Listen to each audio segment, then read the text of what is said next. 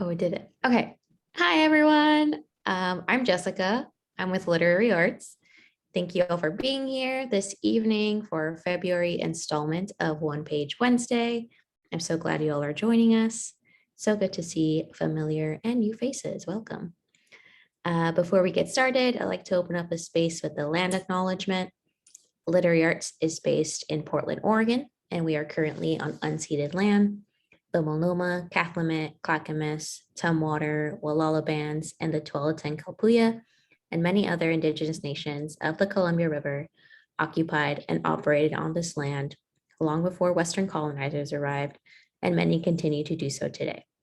Despite attempts of removal and erasure, these communities remain a strong and vital part of our future. Literary Arts recognizes that this acknowledgement is only a small step in affirming the ongoing presence and contributions of our Native communities, and we commit to engaging these communities more fully as we fulfill our mission. For those of you who are not familiar with Literary Arts, we are a nonprofit community-based arts organization with a 37-year history of serving readers and writers. Our mission is to engage readers, support writers, and to inspire the next generation with great literature. Some of our programs include the Portland Arts and Lectures, Program for Youth, the Oregon Book Awards and Fellowships Program, and the Portland Book Festival. We also offer reader seminars, writing classes, and free literary events like this one year-round. I invite you all to check us out over at literary-arts.org. Just as a reminder, we'll be hearing from our featured reader, Amy Baskin, first. Then we will transition into hearing from you all. If you're interested in reading one page of your work in progress, please use the chat to sign up, and then I'll catch everyone's names. All right. And I'll be your cheerleader tonight. Yeah. All right. Now it's my pleasure to introduce Amy Baskin, who is wonderful. Hi. Amy Baskin's work is currently featured in Kai Coggin's Wednesday Night Poetry, Pyrene's Fountain, Fred's Journal, and is forthcoming in Pilgrimage. She is a Pushcart Prize and Best of the Net nominee, an Oregon Literary Arts Fellow, and an Oregon Poetry Association Prize winner. When not writing, she helps run literary programs, including Fur Acres Writing Workshop at Lewis and Clark College. And she is the author of one chapbook, Hysterical Cake, which I will put in the link. And her collection, Night Hag, will be born in April 2023. That's so exciting. I want to know more about that. Oh, thank you. Thank you so much, Jessica. I want to thank you so much for reaching out to me for this event and for Literary Arts, for all the support it's given me over the years, and financial fellowship support, and even more important to me, the community connection support. And thank you all for coming tonight. I can't wait to hear. I hope you all get a chance to read. So I won't take up too much time, but I do have some new poems to share tonight because this is kind of a generative one-page event. And then some poems from my chapbook, Hysterical Cake.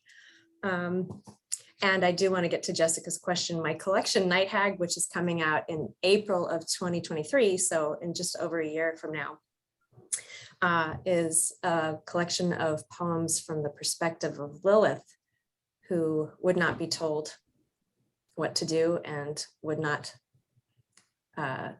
let anyone dominate her. So anyways, first I'm going to start out with some fresh work, and it's all new. It hasn't been submitted anywhere, published yet. This is a concrete poem.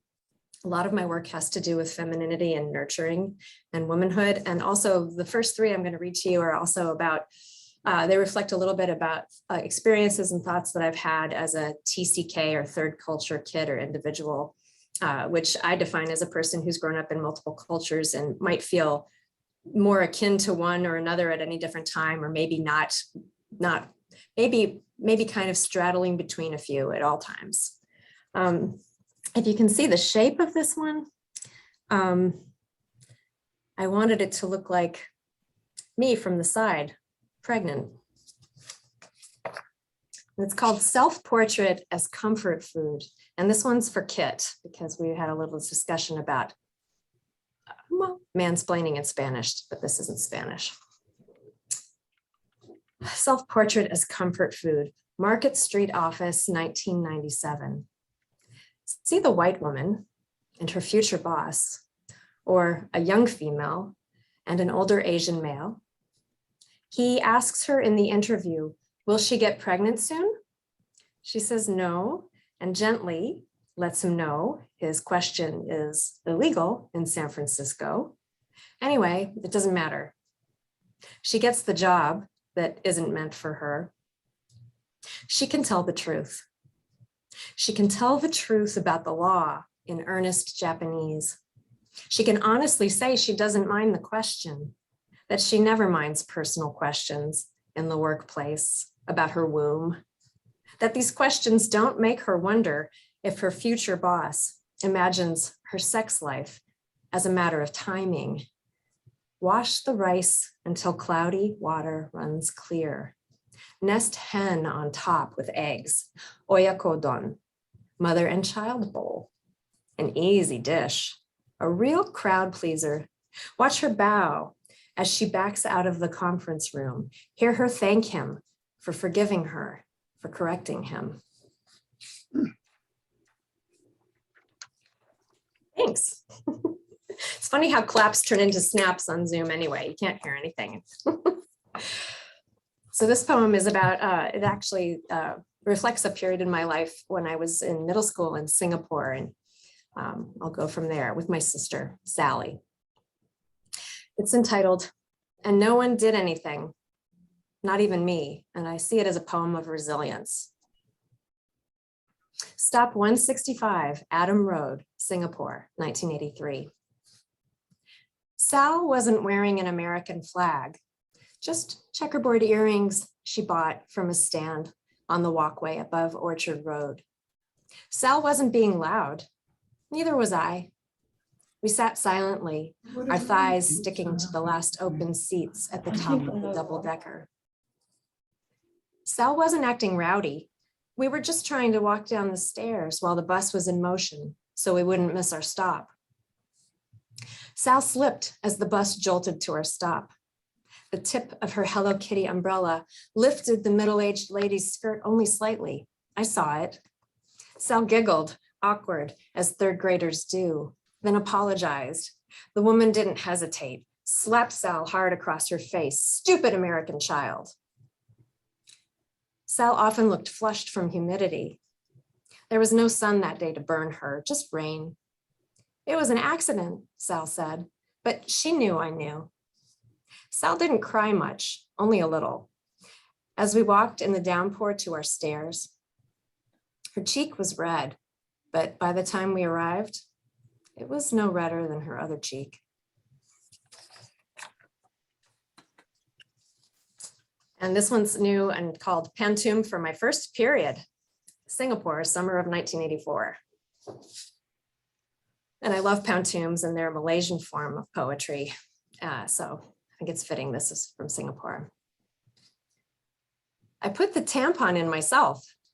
Linda fell down to her knees on the floor when I told her about my success. She wailed, "You are not a virgin anymore." Linda fell down to her knees on the floor. She couldn't look me in the eyes. She prayed, "Lord, she is not a virgin anymore. I must tell Mem when she gets home." She cried out, begged for mercy from our Lord. But I'm the one who told my mom. I told my mom when she got home. My mom said, "Well done, you found them on the shelf." I told my mom because she'd shown me where to find them on the shelf. Mom said, "Linda's faith is different from ours." The shame? I put that in my head myself. Thanks. Now I'll read a couple from Hysterical Cake, including the one that we owe this title to. And you're probably all wondering, is that a placenta on the cover? And yes, wonder no longer, it's a placenta on the cover. This poem is entitled Temporary. When I felt as though a piece of myself was missing after giving birth, that's because a piece of myself was missing after giving birth. If the transitory nature of my pregnancy took me from what once seemed a stable frame of mind to what next felt as manic as an organ solo on acid after giving birth. Perhaps that's because I felt a piece of myself, a flat slab of hysterical cake, form, set, bake, and then flop out of its springform pan, a birthday ache that gifted my child life after birth.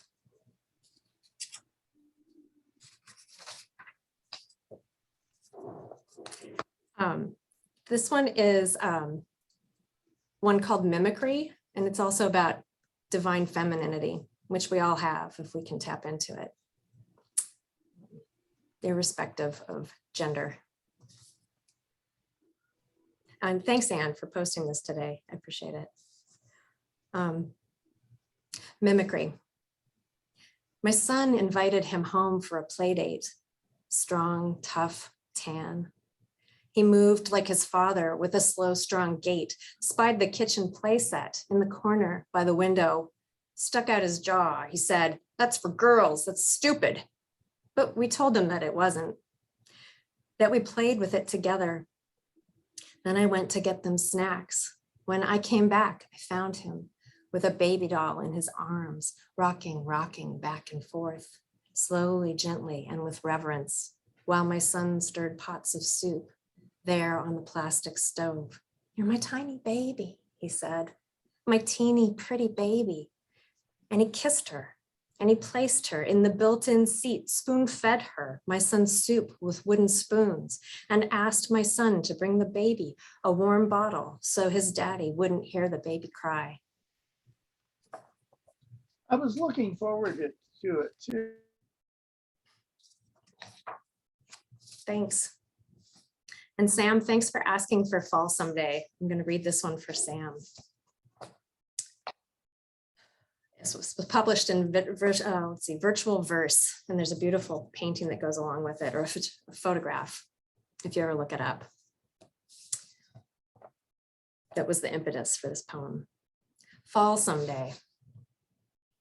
My grandfather barely left the ground. He stumbled his whole life, dragging knuckles, head bowed, his body a question mark, always asking, is this safe? Is this prudent? Scrounging for the left behinds, he worked the streets and fields of his hometown, a metal detector, ear to the ground, hoping for some indication that treasure lay under his feet, if only he never looked up. He shuffled his shoes, scuffing the dirt, and before he knew it, his spine shrunk, each disc dissolving, floors flattened by earthquake. One year he stood tall, the next a pile of rubble, though in all honesty, it was such gradual demolition, we hardly noticed the dust. I fight the gravity of any situation. There's nothing beneath me worth more than the satisfaction of climbing to heights that appear to be just out of reach. I'll defy every harness, all glue and weight meant to affix and tamp me down. As long as I fight the insistent pull, I have sway over my life. I ascend, climb, refuse to look down until I reach the top. When I do, my body starts to twist into a Gordian knot. It is here I feel most love for my grandfather. I try to stand triumphant, but instead contemplate how to get down. Will I shimmy and slide, then march to the next daunting tower? Or will I find myself thinking, if we all got to fall someday, why make it soft?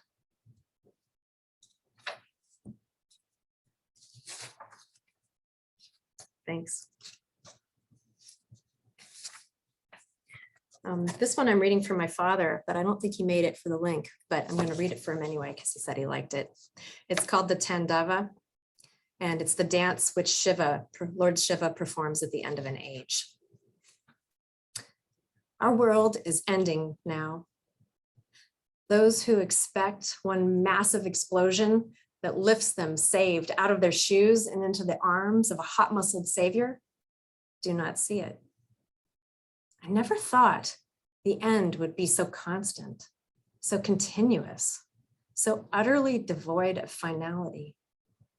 There is no door to close on the courtroom while we rest down the hall. The jury deliberates, but air, soil, and water, the acting tribunal, have exhaled the verdict for now, and all parties are bound.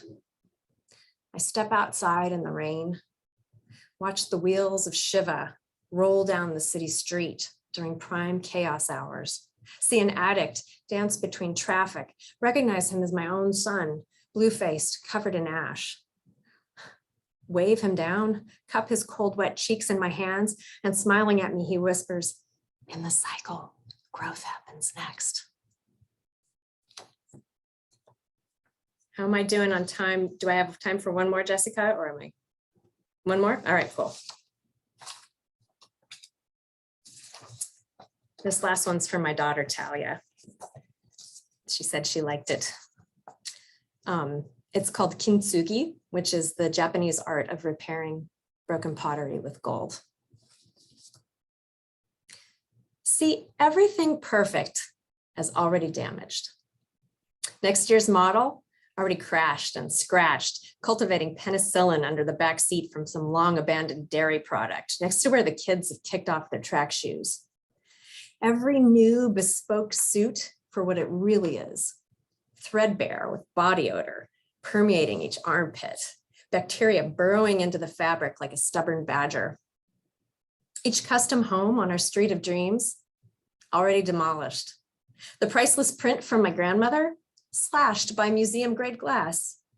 Everything you value will be nothing one day, and everyone too. Imagine your heroes on their better days as already villains. Whomever they cut with their sharp edges and lacerating tongues and tempers, let them come to the surface. Each bloated corpse will astonish the villagers, but not me. The new is the old, the alive is the dead. When I look at you on my better days, I see you as already gone. Nothing more than a memory, but the best one at that, no matter how mad I am at you in that moment. Will you see me that way too? And at the same time, which is always now, help me anyhow to repair my chips with gold. Highlight and beautify each scar so I may hold all of the terrible beauty. We are marvelous in time. Drink our fearlessness, lift us up to our own mouths, sip the strength it takes to wake up each day and attempt to mend ourselves in our hopelessly broken places. Thanks everyone for listening and for being here tonight. I'm so glad to be with you. And there goes my light.